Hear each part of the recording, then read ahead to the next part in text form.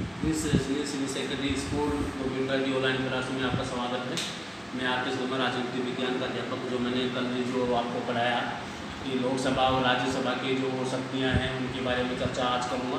उससे पहले उनके गठन, उनके कार्यकाल और या उनके पद या उनके सदस्य आदि के बारे में चर्चा की कि लोकसभा के सदस्य कौन कौन से होते हैं, राज्यसभा के सदस्य कौन कौन से कितने होते हैं और इनका कार्यकाल कितना होता है, इनका गठन किस प्रकार किया जाता है। इनके बारे में जो है कल मैंने आपकी चर्चा की गई, बहुत विस्तार से मैंने आपके दोनों के बारे में बताया गया, लोकसभा और राज्यसभा के बारे में। अब ये देखना है कि दोनों की शक्तियाँ कौन कौन सी हैं, दोनों में कौन सी समानता है, कौन सी असमानता है, इनके बारे में चर्चा जो मैं आज करूँगा। तो आज सबसे पहले मैं आपको बताऊँगा कि लोकसभा की शक्तियाँ कौन कौन सी हैं जिसके बारे में मैं आपको आज चर्चा करूँगा। तो देखिए लोकसभा की शक्तियाँ हैं वो कौन कौन सी है। सबसे पहले लोकसभा की शक्तियों के बारे में, इससे मैंने आपको लोकसभा के कार्यकाल या उसके गठन या उनकी विधियाँ, उनके जो अध्यक्ष उपाध्यक्ष इनके बारे में मैंने आपको चर्चा की गई, उनकी कौन कौन सी योग्यताएं हैं इनके बारे में चर्चा की गई। आज जो है 26 तारीख है, देखिए 26/5/2020 से लोकसभा की शक्तियाँ। सबसे पहले है विधायी शक्ति।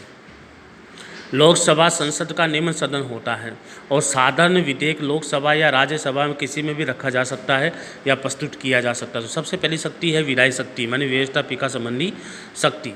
तो लोकसभा संसद का निम्न सदन होता है और साधारण विधेयक लोकसभा या राज्यसभा में किसी में भी रखा जा सकता है, लेकिन व्यवहार में महत्वपूर्ण विधेयक पहले लोकसभा में ही प्रस्तुत किए जाते हैं और दोनों सदनों से पारित विधेयक राष्ट्रपति के पास हस्ताक्षर के लिए जाता है। यदि दोनों सदनों में किसी विधेयक पर अगर मतभेद हो जाता है, अगर देखो यदि दोनों संसदों में किसी भी विधेयक पर अगर मतभेद हो जाता है तो राष्ट्रपति द्वारा दोनों सदनों की संयुक्त बैठक बुलाई जा सकती है। जब संयुक्त बैठक बुलाई जा सकती है तो संयुक्त बैठक की अध्यक्षता लोकसभा के अध्यक्ष द्वारा की जाती है, इसलिए कि अध्यक्षता लोकसभा के अध्यक्ष द्वारा की जाती है। इस प्रकार जो संयुक्त बैठक की अध्यक्षता लोकसभा के अध्यक्ष द्वारा की जाती है, ये बहुत ध्यान देने की बात है। संयुक्त बैठक की अध्यक्षता जो करता है, संयुक्त बैठक बुलाई जाती है। देखिए मतलब अगर राष्ट्रपति द्वारा दोनों सदनों की संयुक्त बैठक बुलाई जा सकती है। संयुक्त बैठक की अध्यक्षता लोकसभा के अध्यक्ष द्वारा की जाती है।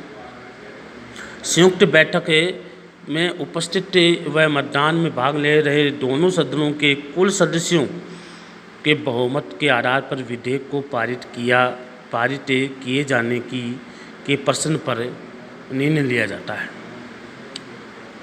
इसलिए सदन में जो भाग लेते हैं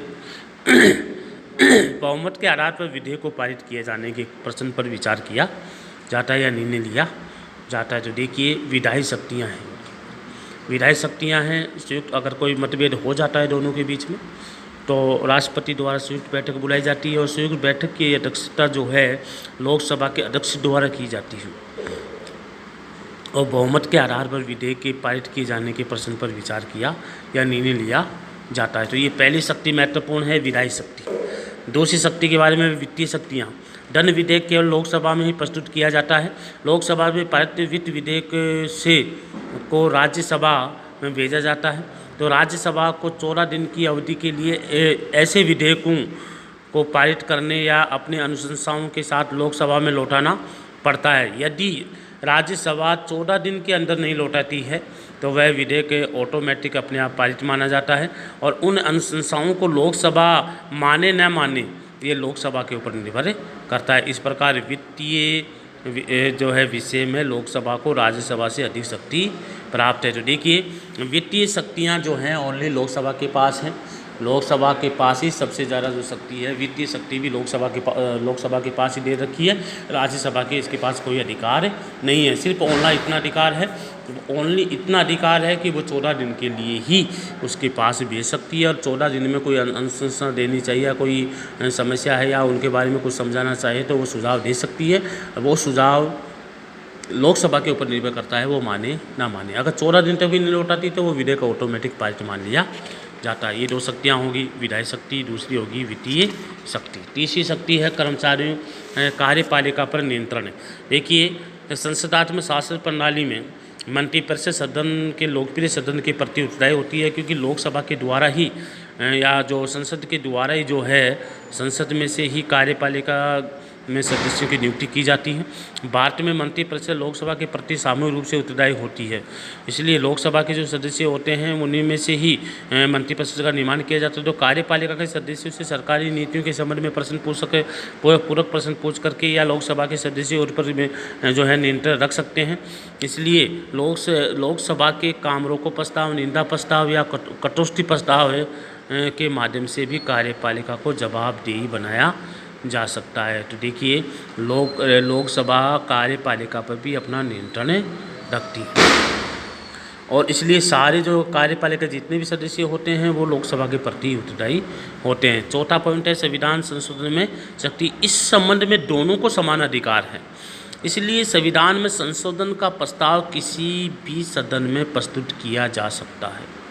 संशोधन का जो प्रस्ताव है वो किसी भी सदन में रखा जा सकता है। संशोधन प्रस्ताव तभी स्वीकृत माना जाएगा जब उसे संसद के दोनों सदनों द्वारा अलग अलग अपने कुल बहुमत या मतदान करने वाले सदस्यों के 2/3 बहुमत से पारित कर दिया जाए, जब वो पारित माना जाएगा। तो संविधान संशोधन विधेयक पर दोनों सदनों में मतभेद पर संयुक्त बैठक नहीं बुलाई जा सकती। अगर संविधान संशोधन में दोनों में संयुक्त बैठक नहीं बुलाई जा सकती तो देखिए संविधान संशोधन की शक्ति भी है वो संसद के पास होती है। संसद चाहे तो वो कैसे भी अपना जो है इसमें रख सकती है। दोनों को समान अधिकार है। संविधान में संशोधन करने का दोनों को समान अधिकार दिया गया है और समान अधिकार से ही वो अपने जो है संविधान में संशोधन कर सकती हैं। इसलिए संविधान संशोधन की शक्ति जो है दोनों को समान दिया गया है और दोनों का बहुमत होना बहुत ज़रूरी है। बिना बहुमत के जो है संविधान में संशोधन नहीं किया जा सकता। तो ये शक्ति दोनों को समान है। संविधान संशोधन की शक्ति दोनों को समान है। लोकसभा को भी उतना ही अधिकार है जितना राज्यसभा को होता है। इसके देखिए कार्यपालिका नियंत्रण रखने की जो है नियंत्रणकारी शक्तियाँ भी जो है लोकसभा के पास होती है कि लोकसभा में से ही मंत्रिपरिषद का निर्माण किया जाता है। तो 15% व्यक्ति जो है लोकसभा में ही से ही आते हैं। इसलिए मैंने जो आपको पढ़ाया था कि 2 से 4 शक्तियों के बारे में चर्चा की। लोकसभा की शक्तियों में जो सबसे पहले विधायी शक्ति है। विधायी शक्ति भी जो है लोकसभा और राज्यसभा दोनों में से ही किया जाता है। मतभेद होने के बाद राष्ट्रपति जो है संयुक्त बैठक बुला सकता है और संयुक्त बैठक के बाद ही जो है इसकी अध्यक्षता लोकसभा के अध्यक्ष के द्वारा की जाती है। इसलिए जब भी पारित माना जाता है दोनों सदनों में बहुमत होना बहुत ज़रूरी है। वित्तीय शक्ति जो है वो अलग है। वित्तीय शक्ति जो है ओनली लोकसभा में ही रखी जा सकती है। वित्त विधेयक की जो धन विधेयक है या नहीं है इसकी गारंटी या इसके बारे में भी सूचना जो है लोकसभा के अध्यक्ष के माध्यम से ही दी जाती है। इसलिए लोकसभा अध्यक्ष के माध्यम से ही इसके बारे में जो है सूचनाएं दी जाती हैं। इसलिए वित्त विधेयक की शक्ति सिर्फ लोकसभा के पास होती है। लोकसभा चाहे वैसा ही वित्त विधेयक पारित कर सकता है, लेकिन राज्यसभा के पास तो सिर्फ ओनली फॉर्मेलिटी के रूप में ही उसके पास 14 दिन के लिए भेजती है और 14 दिन के अंदर अगर वो नहीं लौटाती है तो विधेयक ऑटोमेटिक पारित मान लिया जाता है। अगर कुछ सुझाव या कुछ उपाय जो अगर भेजती है राज्यसभा लोकसभा के पास तो वो लोकसभा के ऊपर निर्भर करती है वो माने नहीं माने। इसलिए मैंने जो है आपको 4 शक्तियों के बारे में बताया गया है कि लोकसभा की 4 शक्तियाँ जो है मैंने आपको अच्छी तरह से बता दी गई है। पहली शक्ति विधायी शक्ति है जो व्यवस्थापिका संबंधी शक्ति है। दूसरी शक्ति मैंने वित्तीय शक्ति के बारे में बताया गया। तीसरी शक्ति जो मैंने आपको बताया गया तीसरी शक्ति के बारे में मैं चर्चा करूँगा कि कार्यपालिका पर नियंत्रण रखती है लोकसभा। और चौथी शक्ति जो मैंने आपको बताया गया कि संविधान में संशोधन किस प्रकार किया जाता है। तो ये 4 शक्तियाँ महत्वपूर्ण हैं और चारों शक्तियों में से सबसे महत्वपूर्ण शक्ति जो है लोकसभा के पास 2 शक्तियाँ इसमें आई हैं जो सबसे ज़्यादा है।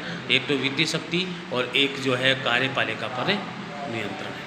इसलिए आज जो मैंने आपको पढ़ाया गया 4 शक्तियों के बारे में कि लोकसभा की 4 शक्तियाँ हैं बहुत इंपॉर्टेंट रखती हैं, बहुत महत्वपूर्ण रखती है। फिर बाद में जब राज्यसभा की शक्तियों के बारे में बताएंगे उसके बाद में दोनों की तुलना करेंगे तो सबसे ज़्यादा जो शक्ति किसके पास है उसके बारे में भी आपके पास तुलना है। ऐसे क्वेश्चन बहुत जो तुलनात्मक क्वेश्चन जो है बहुत इंपॉर्टेंट रखते हैं एग्जाम में, हमेशा आने की संभावना सबसे ज़्यादा रहती है। इसलिए मैं आज जो है लोकसभा की 4 शक्तियों के बारे में पढ़ाऊँगा। आगे कौन सी शक्तियाँ हैं वो आगे की क्लास में आपको पढ़ाया जाएगा।